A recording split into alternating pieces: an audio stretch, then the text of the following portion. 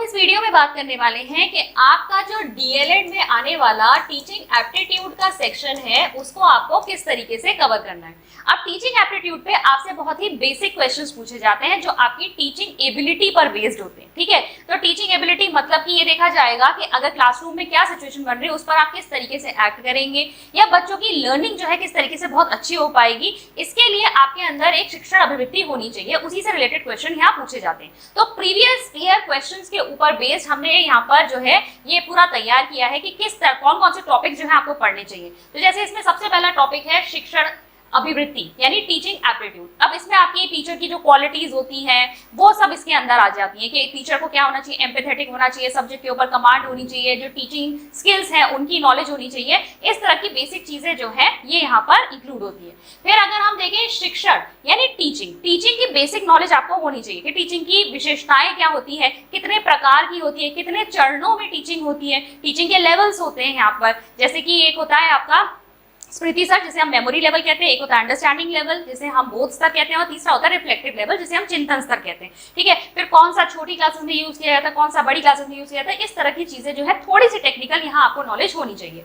फिर शिक्षण विधियां, टीचिंग मेथड्स बहुत तरीके के होते हैं, लेक्चर मेथड होता है, इसके अलावा स्टोरी टेलिंग मेथड होता है, बहुत सारे मेथड्स होते हैं जो आप यहाँ पर क्या कर सकते हैं, यहाँ पर सीख सकते हैं। फिर टीचिंग एड्स की बात हुई, टीचिंग लर्निंग एड्स में आते हैं। कोई भी टीचर आप जब आजकल पढ़ाते हैं ना तो आप किससे पढ़ाते हैं, आप किसी चार्ट वगैरह की हेल्प लेंगे, कोई मॉडल बच्चों को दिखाएंगे, ये सब किस में आता है, टीचिंग एड्स में आता है। तो टीचिंग एड्स जो है वो भी आपकी टीचिंग को फैसिलिटेट करती है। फिर टीचर की एबिलिटीज और क्वालिटीज, टीचर के अंदर क्षमताएं क्या होनी चाहिए, क्या गुण होने चाहिए। ग्रोथ एंड डेवलपमेंट, यहाँ हम किस पर आ जाते हैं कि बच्चे के अंदर क्या क्या जो चीजें हैं, उसकी साइकोलॉजी, उसके मनोविज्ञान, उसके जो वृद्धि और विकास के चरण है उनकी समझ भी बेसिक टीचर को होनी चाहिए ताकि बच्चे का क्या अंडरस्टैंडिंग लेवल है, उसके मेमोरी या उसके मानसिक स्तर के अनुरूप जो है चीजों को सिखा सके। ठीक है, तो ग्रोथ एंड डेवलपमेंट, वृद्धि और विकास बच्चों में कैसे होता है इसकी नॉलेज होनी चाहिए। शिक्षण के उद्देश्य क्या होते हैं, कितने पक्षों में जो है हम बच्चे का विकास करते हैं, जैसे कि यहाँ पर डोमेन्स होते हैं या लर्निंग जो होती है, अधिगम जो होता है 3 पक्षों में होता है। ठीक है, ज्ञानात्मक पक्ष, भावात्मक पक्ष और मनोगत्यात्मक पक्ष। जब आप करने वाले एस्पेक्ट की बात करते हैं तो मनोगत्यात्मक पक्ष में आ जाता है। जब हम इमोशंस की बात करते हैं, बच्चे के अंदर जब इमोशंस वैल्यूज वगैरह डेवलप करनी होती है तो वो भावात्मक पक्ष में आ जाता है। और जब बच्चे के अंदर नॉलेज हमें डेवलप करनी है वो क्या हो जाता है, ज्ञानात्मक पक्ष हो जाता है। तो इस तरह की चीजें हमें यहाँ पर पढ़नी है।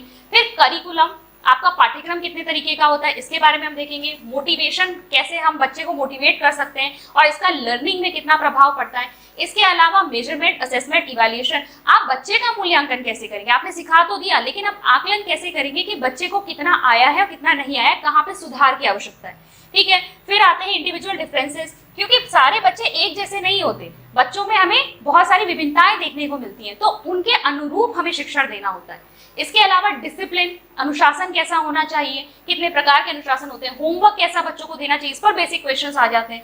फिर आजकल बच्चों के लिए क्या है, यहाँ पर इक्वल अपॉर्चुनिटीज है, हमारे संविधान में भी प्रावधान किए गए हैं कि सभी को जो है शिक्षा मिलनी चाहिए, सभी को शिक्षा के अवसर मिलने चाहिए। तो क्या मेन मुख्य प्रावधान है यहाँ पर। फिर राइट टू एजुकेशन, RTE 2009, ये आपके लिए इंपॉर्टेंट हो जाता है, इसके आपको सेक्शंस पता होने चाहिए। एक्शन रिसर्च, क्रियात्मक अनुसंधान, ये आपका तब काम आता है जब टीचर जो है किसी समस्या से जूझ रहा हो तो अपने क्लासरूम के लेवल पर ही अपनी एक बेसिक प्रॉब्लम को सॉल्व करने के लिए जो छोटी सी रिसर्च टीचर कंडक्ट करता है वो क्या हो गई आपकी एक्शन रिसर्च।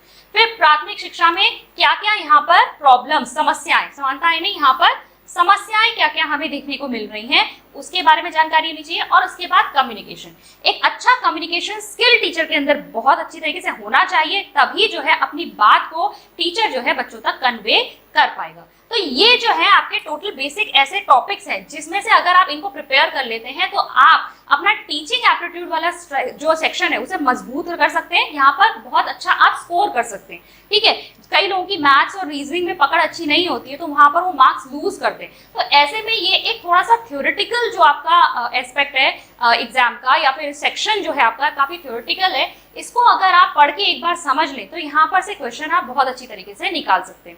हालांकि कई बार लोगों को इसमें क्योंकि पर्सपेक्टिव बेस्ड क्वेश्चन होते हैं, एक ही सिचुएशन में अलग अलग लोगों की अलग अलग राय हो सकती है, तो सबसे सटीक राय क्या होनी चाहिए, सबसे सटीक आंसर क्या होना चाहिए, उसकी प्रैक्टिस के लिए आपको यहाँ पर MCQ ज्यादा से ज्यादा कवर करने हैं। प्रीवियस ईयर क्वेश्चंस जो हैं वो ज्यादा से ज्यादा सॉल्व करने हैं। और जब हम इस कोर्स को चलाएंगे तो यहाँ पर आपको क्या करना है, रेगुलर बेसिस पे जो आपकी वीडियोस आ रही हैं उनको आप कवर करते रहेंगे, संडे के एमसीक्यूज प्रैक्टिस करेंगे, साथ ही साथ जैसा कि मैंने कहा पीवाईक्यूज आप लगाते रहिए। तो ये सेक्शन आप बहुत ही अच्छी तरीके से कवर कर सकते हैं।